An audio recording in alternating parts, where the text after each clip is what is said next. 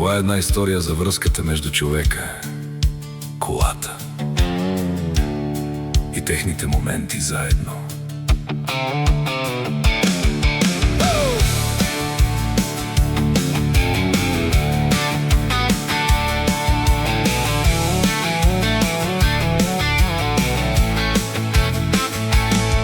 Не си истински мъж, ако си нямаш кола. Не си истински мъж, ако не си се изцапал с масло.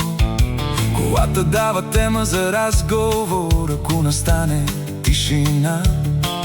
Тази тема събира мъже, без дори да ползват имена.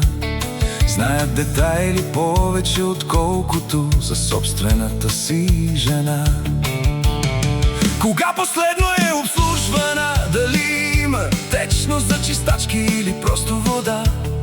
Ако е стар акумулатора, дали ще потегли лесно зимата? Ако е стар акумулатора, дали ще чакаш рейса на спирката? Имаш ли зарядно или ще се оглеждаш да ти пусне ток друга кола?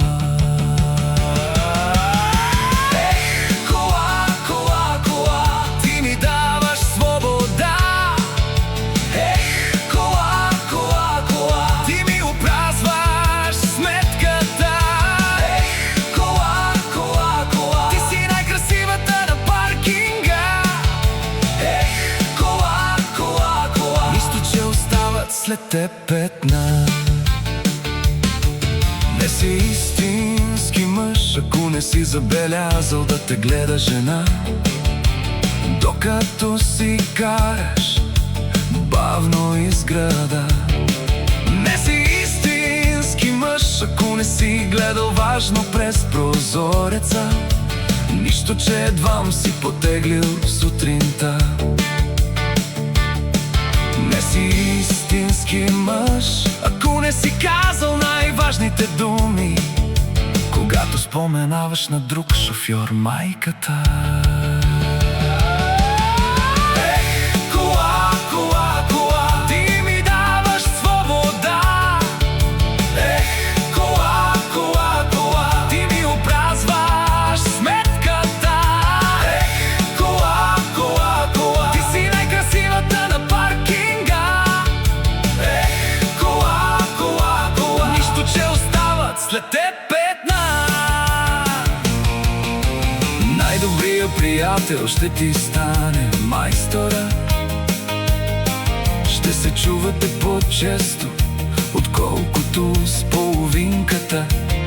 Като видиш колата си вдигната на подемника, ще се надяваш да е за последно така. Защото за теб това не е просто кола, защото това е емоция на 4 колела. Харесваш всяка една нейна черта, освен тази, която е на края на сметката.